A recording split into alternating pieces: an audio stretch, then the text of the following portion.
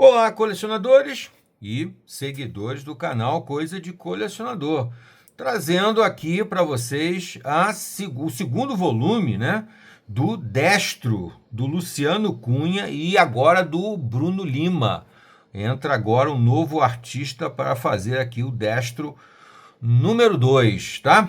Antes de falar dele, logicamente aquela charopada que você já sabe, eu vou pedir a você, se inscreva no canal para ajudar o canal, para dar força para o canal. E no final, se você gostar, deixa o seu gostei. Não gostar, deixa o não gostei. Faz parte da brincadeira e incentiva a gente a continuar trazendo material diferente para vocês, trazendo coisas não só das editoras mainstream, né? Marvel, DC, que são as peso pesado, não resta dúvida nenhuma, apesar de estarem em franca decadência, né? Produzindo materiais atualmente muito ruins, mas muito ruins mesmo, que é mais um motivo para você ficar procurando alternativas. E olha, eu, como já disse num outro vídeo, me senti chegando atrasado na festa, que foi o lançamento do material do Luciano Cunha, que é um quadrinista brasileiro, finalmente eu posso falar isso, que eu respeito, que eu admiro, que eu realmente gosto, porque realmente eu já li, logicamente, o Destro número 1 e o Destro número 2, e estou em via de fazer uma análise, um vídeo também sobre a obra anterior dele, a primeira, eu acho, desculpa, Luciano, se eu estivesse cometendo um erro aqui, mas a primeira obra dele que foi o Doutrinador, que já tem 3 episódios, já tem 3 edições, né, e inclusive um compacto, que traz as 3 edições juntas que eu vou analisar aqui no canal com vocês. Mas nesse vídeo eu quero falar do Destro número 2, está aqui na minha frente. E vamos mostrar aqui também a quarta capa, em que ele fala: nesta segunda parte da saga de João Destro, meu xará, o regime totalitário detém nosso herói como preso político e o mantém numa dilacerante lavagem cerebral. Ao radicalizar seu sistema de censura e controle, o governo global acaba perdendo uma importante aliada, enquanto um trovão subterrâneo se forma para o contra-ataque. Bravos brasileiros, humildes porém firmes, se erguem contra o fim da história e a escravidão do homem. Nos Estados Unidos já foi publicado com o nome The Hammer of Freedom, que é um codinome, né, do Destro, que é o martelo da direita. Muito bem. A obra é do Luciano Cunha, né, que já nos deu o Doutrinador, e a arte dessa vez é do Bruno Lima. Já posso adiantar para vocês que não vi assim nenhuma discrepância entre a arte do Michel Gomes, Michel Gomes e do Bruno Lima. O Bruno Lima seguiu as pegadas no traço dele do Michel Gomes. Então você percebe pouca diferença na arte do primeiro volume para a arte do volume 2, o que é muito agradável, né? Porque você não fica com uma expectativa frustrada, apesar de ter havido a necessidade da troca do artista. Não sei dizer o motivo, mas o fato é que provavelmente compromissos profissionais, né? O artista não pode ficar esperando a obra ficar pronta para ter trabalho. Então, de repente, o Michel Gomes já estava envolvido em um outro projeto e não pôde pegar as histórias do Destro número 2. A edição é da editora Opção C Editora, brasileira, que faz questão de ostentar aqui a bandeirinha do Brasil, tá? E vendido pela Super Prumo. Aliás, eu acho que no outro vídeo eu falei Super Promo. Não é Super Promo, tá, gente? É Super Prumo, que é a loja que vende esse material não só essas edições, não só o Doutrinador e mais outras coisas, e o Destro, mais outras coisas também, tá? Acho muito interessante esse selinho aqui, que é muito legal, aviso, conteúdo antimarxista. E exatamente, eu acho bem interessante isso aqui, para que ninguém de extrema esquerda compre por acaso ou por engano o Destro, né? Não compra por engano, não. Se você comprar, compre consciente de que você vai ler uma história que tem a ideologia, os valores dos conservadores e de direita. Então isso é muito legal, eu acho isso muito legal mesmo.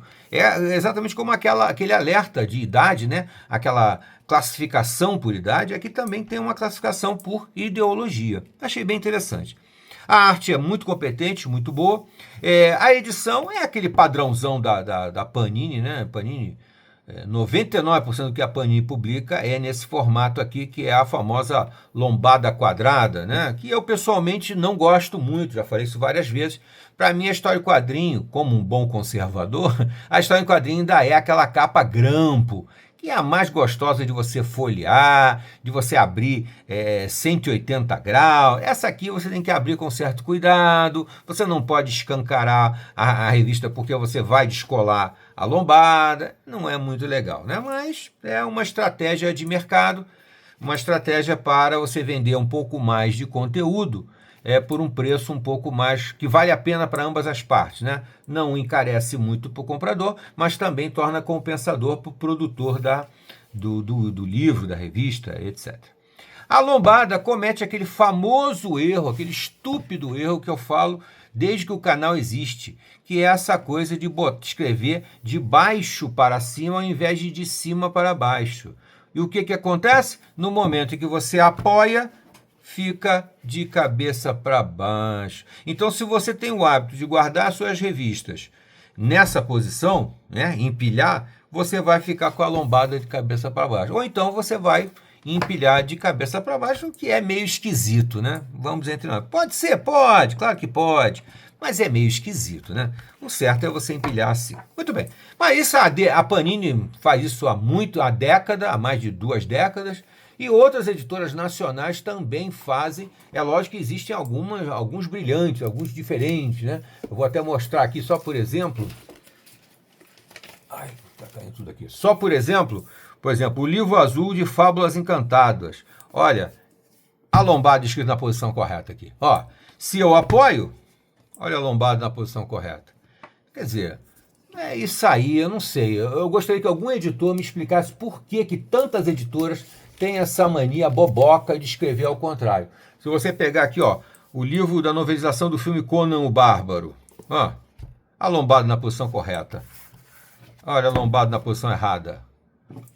Não consigo entender. Me parece até um pouco de burrice, para ser sincero com vocês. Vou pegar uma coisa aqui de uma coisa pop, uma coisa de quadrinhos, quer ver? Eu vou mostrar um exemplo para vocês aqui, ó. Neon Genesis Evangelion, que você sabe que é um mangá, então ele funciona ao contrário, né? Você lê de trás para frente. Mas você lê nessa capa, né? A capa não é como a capa americana. A capa americana começa assim, a do japonês começa assim, você lê ao contrário. Muito bem, mas a lombada deles... Ah, não, desculpa. Eles também estão errados. Desculpa.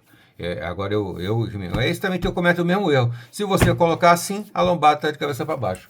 É muita bobagem e eu gostaria que alguém me explicasse por que eles têm essa mania. Mas tem outros exemplos. Por exemplo, vamos ver se eu acho um outro aqui. Ai. Ó, livro, ó. O Panteão Egípcio. Olha a lombada correta. Tá? Então, é uma coisa que eu não consigo entender, porque essa mania das editoras de escrever a lombada de cabeça para baixo. Vamos lá. Bom, vamos ao que interessa, que é a história. Aqui ele já começa anunciando uma Covid-25, que a gente sabe que a qualquer momento pode voltar a acontecer mesmo. Não por uma questão de vírus, mas por causa de uma intenção política de uma pandemia. Eles descobriram, né, os globalistas descobriram que pandemia é uma boa maneira de você manter o povo acuado, com medo, né? Isso aqui é absolutamente sensacional. Logicamente, remonta ao 1984 do George Orwell, mas também remonta ao V de Vingança, do Alan Moore. Porque no V de Vingança também, isso lá no final dos anos 80, hein, gente? No final dos anos 80, o Alan Moore já dizia que a doença seria usada para intimidar o povo. Lá naquela época, quem lembra sabe disso. Quem viu Leu V de Vingança sabe do que eu estou falando. Isso é um tema que já está mais que consolidado na história. Você usar uma doença, um vírus, uma pandemia para deixar as pessoas com medo, acuadas e expandir o seu poder. Denuncia aglomerações. Olha aqui, né? Covid-25. Muito bem. Aqui ele vem com outra ilustração que podia virar uma camiseta maravilhosa. Primeira edição, esse é o 10, primeira edição de 2021. É aquela brincadeira que eu falo que eu cheguei atrasado na festa, porque eu só descobri o Doutrinador agora, o Doutrinador de 2015, e o Destro também agora, e o Destro de 2021, 4 anos atrás. Meu Deus, como eu estou atrasado. O socialismo não é, nem nunca foi, um movimento de massas oprimidas, e sim de elitistas, eu diria elitistas famintos pelo poder. Os pobres são apenas os fantoches do jogo. É a pura verdade, né, gente? Pura verdade.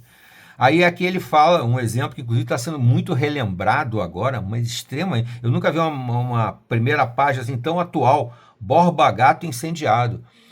A estátua do bandeirante Borba Gato foi incendiada, destruída pela extrema esquerda em uma das suas manifestações terríveis. E ninguém, o único culpado foi condenado a poucos anos de prisão, em liberdade, foi condenado a poucos anos em liberdade e já foi transformado em cestas básicas. A menina, a moça, a cabeleireira, Débora, está sendo condenada a 14 anos de prisão em regime fechado, porque escreveu com um batom lavável. Escreveu lá, perdeu o mané. Isso aqui é uma lembrança terrível. Terroristas da esquerda tacam fogo na estrada do Bandeirante, na zona sul de São Paulo. Meu Deus. Enfim, isso aqui não é atentado ao Estado democrático de direito. Isso aqui é manifestação. Agora, pichar com batom uma estátua da justiça, aí é terrível, é terrorismo. Em chamas, tanques nas ruas. Brasília decreta GLO para conter protestos. Ele vai fazendo aqui um traço, Girão perde a presidência. Ele começa o relato do segundo volume posicionando você no momento histórico em que o personagem vai transcorrer a segunda parte da história do João Destro. Destro 2, roteiro do Luciano Cunha, desenhos do Bruno Lima, excelente Bruno Lima, cores do Luciano Cunha, que também é artista, né? Também é desenhista, e ele faz questão de trabalhar as cores. Ele fez isso no volume 1 e está fazendo no volume 2 aqui. E olha, gente, o volume 3 já está anunciado, tá? Eu acredito que até o meio de 2025 nós vamos ter já o volume 3 e eu já vou comprar. Então ele começa aqui, na verdade, retrocedendo, porque a história principal, o eixo da história do João Destro se passa em 2045, Brasil, 2045. Aqui ele já faz uma retrovisão, ele já olha para trás e já mostra o passado do João Destro. São Paulo, Brasil, ano 2028. Então ele vai contar um pouquinho do passado. Isso aqui é uma das grandes marcas de uma história em quadrinho para adultos.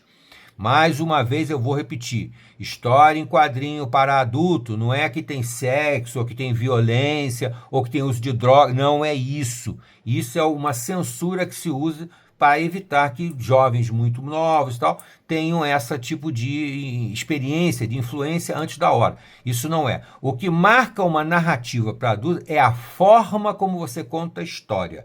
Então, quando você faz esses vai e vens, por exemplo, na cronologia da história, você está contando um período. De repente você retorna no tempo e conta o passado. Daqui a pouco você avança no tempo e conta o futuro. Ou você vai intercalando o passado com o presente, com o futuro, tudo misturado. Isso é que é uma história, não só em quadrinhos, mas uma história para adultos, tá? Então, conforme eu disse, está aqui a arte do Bruno Lima, fazendo aqui um trabalho muito bacana. E outra coisa que é importante dizer, tanto da arte do... tá vendo? Ele já avança para 2045 de novo. E isso é clássico de uma história para adultos. A criança, o jovem, que o leitor recente, ele tem dificuldade de acompanhar esse tipo de transição, por isso que é para adulto. Mas, como eu dizia, a arte do Bruno Lima, da mesma maneira que o Michel Gomes, é uma arte muito também adequada à história, porque também tem que haver essa igualdade entre o estilo da história e o estilo da arte. A história aqui é uma história realista, digamos assim, né? É lógico que é passar no futuro distópico, então não é realista, não é atual, mas é uma história relativamente possível, plausível, verossímil. E aí a arte tem que acompanhar essa tendência, ser uma arte mais fotográfica, mais retratista, mais cinematográfica, tá? Para transmitir uma sensação de realismo, fazer com que você, o leitor, se transporte para esse ambiente aqui. Realmente, a arte cumpre o seu papel aqui com maestria, maestria mesmo. Lembra, inclusive, o V de Vingança, por exemplo, né? Não é o mesmo traço, mas é o mesmo estilo, vamos colocar bem assim, é o mesmo estilo. Então a história tem uma pegada de aventura, tem uma pegada de drama, tem uma pegada até de ficção científica, pouca, mas tem, né? E outros elementos, tá? É bem interessante mesmo, a história é ótima.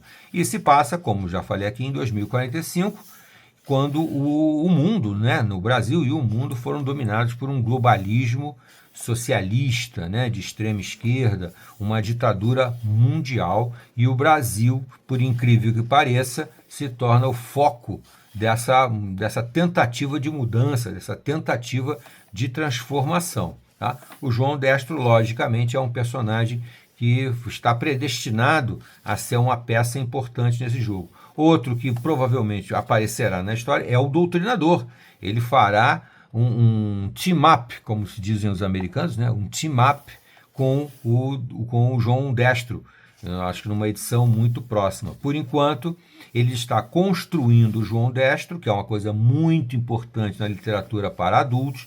Você construir bem o personagem, você vai fazer com que as pessoas entendam a mentalidade do personagem, para ele se tornar praticamente parte da pessoa, né? A pessoa conseguir entender exatamente o que pode acontecer em função de que entende a personalidade do personagem. Tá? Aqui no final, como sempre, isso aqui foi feito através do crowdfunding, com aquele negócio de vaquinha digital.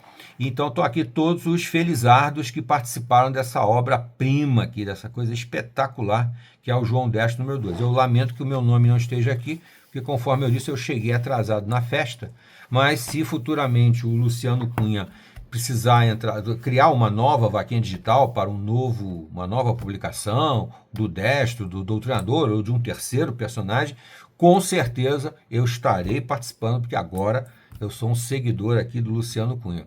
Deixo até aqui, audaciosamente indo onde nenhum homem jamais esteve, eu vou deixar aqui a minha sugestão para o Luciano Cunha criar uma personagem mulher, uma personagem feminina, né? Uma personagem feminina. Porque, além de agradar uma certa ala aqui mais, sabe, canhota, que seria até interessante, eu não vejo por que não, ele pode torná-la uma personagem muito feminina, que use dos seus dotes de mulher, dos seus dotes de sedução, de diferença, né? E também, logicamente, por trás dos panos, ser uma pessoa com um poder especial ou com capacidades ampliadas, né? Não sei como seria, mas seria interessante o Luciano Cunha aumentar o seu panteão de heróis com uma mulher. Seria muito legal isso. E sugiro a ele uma mulher bonitona, que seria bem legal para quem consome quadrinhos, para quem gosta de quadrinhos. Mas no momento, o Luciano Cunha está fazendo um trabalho excelente, tanto no Doutrinador quanto no Destro. E provavelmente isso aqui vai virar série, tá, gente? Isso aqui, o Doutrinador já virou série, já tem longa-metragem, já virou série, e o Destro provavelmente vai pelo mesmo caminho, tá? Isso aqui é extremamente cinematográfico. Gostou? Chegou até aqui? Gostei. Não gostei? Faz parte da brincadeira. Até a próxima.